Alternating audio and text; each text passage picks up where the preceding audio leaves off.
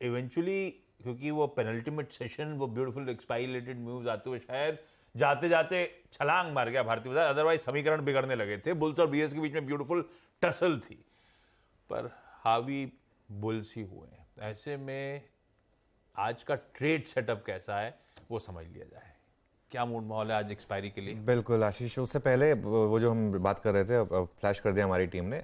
रिलायंस की जो कॉस्ट है वो 95.32%, RSIL की कॉस्ट 4.68%, कल की क्लोजिंग के हिसाब से 4.68% होता है 133 रुपीज़। रिलायंस खुद कह रहा है कि 133 रुपये है जियो की वैल्यू। अब आप मार्केट में जाके अगर 300 या 400 रुपये में खरीद रहे हैं तो वो आपके ऊपर है। पहले भी रिटेल के शेयर्स लोगों ने अनलिस्टेड मार्केट से लिए थे और आपको पता है 2 हफ्ते पहले क्या हुआ था जब वो रिलायंस ने उनको बाय बैक कर लिया था उससे आधे प्राइस में, ठीक है ना। तो ये थोड़ा सा इस चीज़ को आप समझ लीजिएगा। कई बार जो शेयर होल्डर्स होते हैं या व्यूअर्स होते हैं वो मतलब जैसे कहते हैं ना, more loyal than the king. King खुद कह रहा है कि मेरे इस शेयर की वैल्यू इतनी है, लेकिन आप उससे डबल देके भी ले रहे हैं, तो वो आपका आउटलुक है, कंपनी का नहीं है। अब ट्रेड सेटअप की बात करते हैं आशीष। देखिए, ट्रेड सेटअप से पहले मैं एक चीज़ कहूँगा। जब जुलाई सीरीज की शुरुआत हुई थी, हमने एक व्यू लिया था कि निफ्टी 20,000 जुलाई में आ जाएगा, और 21 महीने लगे थे 18,000 से 19,000 आने में। 19,000 से 20,000 आने में सिर्फ 21 दिन लगेंगे। मैं अभी भी उस पर इंटैक्ट हूँ और मुझे लग रहा है कि थोड़ा कंसोलिडेशन हो सकता है उससे पहले, लेकिन फिर आएगा 20,000। आज का सेटअप लेकिन मिक्स्ड है। क्यों? क्योंकि कल आप नंबर्स देखें तो FIS ने कल बाय किया कैश मार्केट में 1165 करोड़ का, लेकिन DIS ने उसके सामने सेल किया है 2134 करोड़ कल DIS ने बेचे। और DIS थोड़े कॉशियस हो भी गए हैं एक्चुअली पिछले कुछ दिनों से। इंडेक्स फ्यूचर्स का मामला देखें तो 460 करोड़ की सेलिंग है इंडेक्स फ्यूचर्स में, और लेकिन स्टॉक फ्यूचर्स में बाइंग है। ये बहुत इंटरेस्टिंग है। स्टॉक फ्यूचर्स में जब भी इतनी बड़ी बाइंग होती है ना, मैं थोड़ा नर्वस हो जाता हूँ। 2400 करोड़ की बाइंग हुई है स्टॉक फ्यूचर्स में। एक अच्छी चीज हुई कि इंडेक्स फ्यूचर्स में कल थोड़े से शॉर्ट जुड़े हैं, और ये शॉर्ट निफ्टी में जुड़े हैं। नेट सेल हुआ 460 करोड़ का, लॉन्ग कटे करीब 520 कॉन्ट्रैक्ट, शॉर्ट जुड़े 2950, और लॉन्ग शॉर्ट हो गया 70-30। ठीक है, तो ये एक अच्छी चीज है कि थोड़ा सा लॉन्ग शॉर्ट कम हुआ है, ये वापस ऊपर शायद आ सकता है आगे जाते हुए।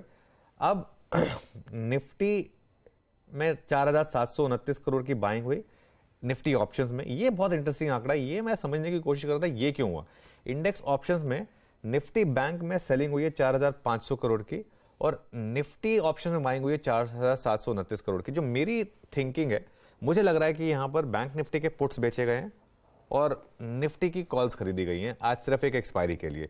तो इसके लिए मुझे लग रहा है कि आज इंस्टेड ऑफ जो कॉल राइटर्स फंसते हैं, आज मुझे लग रहा है शायद थोड़े कॉल बायर्स फंस जाएं, क्योंकि कल जाते जाते कॉल्स का प्रीमियम काफी सर्ज हो गया था निफ्टी का। तो मुझे लग रहा है आज शायद कॉल बायर्स के फंसने का दिन है। कॉल ऑप्शन सेलिंग, अगर ऑप्शन सेलिंग देखेंगे आप तो पुट्स में ज्यादा सेलिंग हुई है, 1.19 लाख पुट्स बिकी हैं, लेकिन ज्यादातर मुझे लग रहा है बैंक निफ्टी में बिकी हैं, निफ्टी में इतनी नहीं बिकी हैं। पुट कॉल रेशियो 1.34 पर इंटैक्ट है। अच्छा, मैं जो स्पॉटलाइट निकालता हूं ना आशीष, तो उसके लिए एक इंडिकेटर यूज करता हूँ। वो हमारे प्रोड्यूसर साहब ने एक इंडिकेटर भी बनाया हुआ है, उसको मैं यूज करता हूँ।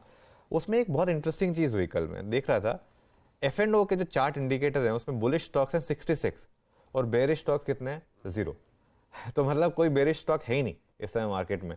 तो ये थोड़ा सा एक, अगेन मार्केट ओवरबॉट है, इसमें कोई डाउट नहीं है, लेकिन क्या मार्केट ओवरबॉट हो सकता है आगे जाकर? बिल्कुल हो सकता है, लेकिन अभी मार्केट ओवरबॉट है। F&O बैन में भी 2 स्टॉक जुड़ गए, और L&T फाइनेंस होल्डिंग्स नंबर्स आते जुड़ गया, तो आज आप रिएक्ट नहीं कर पाएंगे इस पर अनफॉर्चुनेटली। जिन्होंने कल पोजीशन ले ली वही रिएक्ट कर पाएंगे। और पॉलीकैब आ गया बैन में, बड़ा स्टॉक है, 66,000 करोड़ के मार्केट कैप वाला स्टॉक बैन में आ गया। ये थोड़ी सी चिंता की बात है मेरे लिए कि इतने बड़े बड़े स्टॉक्स भी बैन में आ रहे हैं। और पहले से बैन में तो खैर डेल्टा कॉप, आईबोल, मनापुरम और RBL बैंक है ही, लेकिन आज सेटअप को मैं कहूंगा कि थोड़ा सा मिक्स्ड है, लेकिन मन अभी भी तेजी का ही है, अभी दिखा ही रहा है हमको, तो इसके लिए मन तेजी का ही है, लेकिन सेटअप थोड़ा सा मिक्स्ड है आज। ये कहानी ग्लोब में थी, सब न्यूट्रल था, लेकिन न्यूट्रल से पॉजिटिव कर दिया मामला, और सेटअप भी न्यूट्रल सा दिख रहा है, लेकिन साथ में थोड़ा सा पॉजिटिव। सबके चश्मे आजकल हारे आ रहे हैं। नहीं, मैं तो 2 दिन के अनुभव से वो गैप अप, फिर थोड़ी देर तक ठंडा, फिर शाम को खींच देते हैं। तो मैंने कहा भाई ये देखो ना चार्ट आपको कैसे दिख रहा है। ग्लोबल क्यूज लेकिन न्यूट्रल थे, मन पॉजिटिव था, और सेटअप भी नहीं, ग्लोबल क्यूज बहुत पॉजिटिव है। लो भाई, ग्लोबल क्यूज भी पॉजिटिव है, सब हरा है। तो ऐसे में फिर अपफ्रंट बातचीत हो गई कि टुकड़ों में निफ्टी को, टुकड़ों से मुझे पता नहीं, वो अजय देवगन का गाना बहुत याद आता है, मुझे टुकड़ों में नहीं जीना है। तो लेकिन टुकड़ों में आज निफ्टी का ट्रेड है, वो ब्यूटीफुली एक्सप्लेन था। फिर असल में आज अप्रोच क्या रखें, क्या लेवल्स वॉच आउट करने, क्या क्रूशियल रहेगा, समझ लिया जाए। निफ्टी रख दीजिए स्क्रीन पे, कैसे अप्रोच करूं? वैसे वो उस गाने में अजय देवगन नहीं थे, नसीरुद्दीन शाह वो मूवी है अजय देवगन। और वो जो हमारे जो स्वदेश में भी एक्टर थे, क्या नाम है उनका? शाहरुख? नहीं, वो जो उनके साथ, शाहरुख के साथ जो मराठी एक्टर है। हाँ मराठी, नहीं मराठी जी। हाँ मकरांत, वो है उस फिल्म। और वो गाना वो मॉनसून में, और आप शाम को अगर लवली लवली एंजॉय कर रहे हैं तो उसके लिए फिर वो गाना प्ले होता है। और मुंबई में एक्चुअली आप बार्स में जाएंगे तो गाना बहुत चलता है वैसे वो। हाँ। खैर एनीवे, अब एक काम करते हैं, डिस्कस करते हैं आज का निफ्टी का लेवल। तो पहला रेजिस्टेंस आशीष है कल का हाई 19,851। कल 19,847 हमने डिस्कस किया था, एग्जैक्टली वहीं पर कल का हाई 19,851। और ऑप्शंस के हिसाब से जो बड़ा रेजिस्टेंस बन रहा है वो है 19,876 टू 19,902। पहला सपोर्ट है आपका 19,775 और वो ऑप्शंस के हिसाब से, और बड़ा सपोर्ट है आपका 19,725 कल का लो। देखिए मैं एक छोटी रेंज देने में यकीन रखता हूं क्योंकि वरना ट्रेडर्स का कोई फायदा होता नहीं है। टुकड़ों की बात हुई थी, पहले घंटे में कोई ट्रेड नहीं लेना है, बहुत सिंपल है, पहले घंटे की ट्रेड नो ट्रेड। उसके बाद आप रिलायंस के भाव पर सफाई देखें किस तरीके की क्लैरिटी इमर्ज हो रही है, और देखें 10 से 11 के बीच में क्या कर रहे हैं जिन लोगों के पास रिलायंस ऑलरेडी है। जियो का तो अब लॉक हो गया आपका, वो तो अब आएगा 2 महीने बाद, 3 महीने बाद, जब आएगा तब आएगा आपके पास। लेकिन उसमें रिलायंस में एक बार सेटलमेंट हो जाए तब लें। और उसके बाद क्या करना है आपको, इस रेंज को स्मार्टली प्ले करना है। 19,775 टू 19,875 की रेंज है। 19,775 के जितना करीब हो खरीदें, 19,725 का स्टॉप लॉस लगा दें।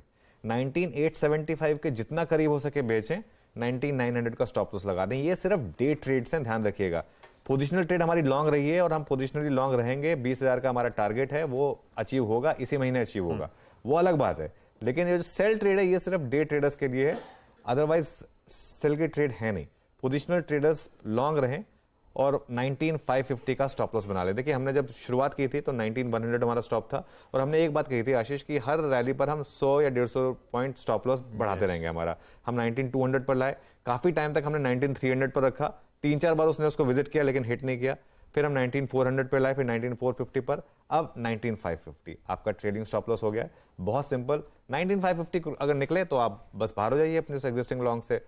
लेकिन 20,000 वाली जो ट्रेड है वो भी इंटैक्ट है। एक और चीज, इंट्राडे में अगर किसी भी कारण से 19,875 क्रॉस होने लगे वॉल्यूम के साथ तो फिर चेस करिए कॉल लेकर, लेकिन वो हम डिस्कस करेंगे जब होगा ऐसा। अभी से नहीं, प्रीएम्प्ट नहीं करेंगे उसको, प्री मेडिटेटेड ट्रेड नहीं लेंगे। अभी के लिए जो ट्रेड है वो मैंने आपको बता दी, ये लेवल्स क्रॉस होंगे तो हम स्क्रीन पर होंगे, फिर डिस्कस करेंगे।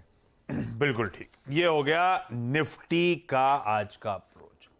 थोड़ा सा तिकड़ों में क्लैरिटी के साथ मूव करना है तो वो पॉकेट, गो टू पॉकेट शायद आज की शुरुआत से होगी निफ्टी बैंक।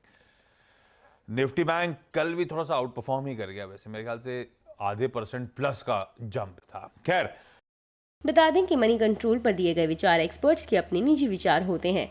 वेबसाइट या मैनेजमेंट इसके लिए उत्तरदायी नहीं है। यूजर्स को मनी कंट्रोल की सलाह है कि कोई भी निवेश निर्णय लेने से पहले सर्टिफाइड एक्सपर्ट की सलाह लें।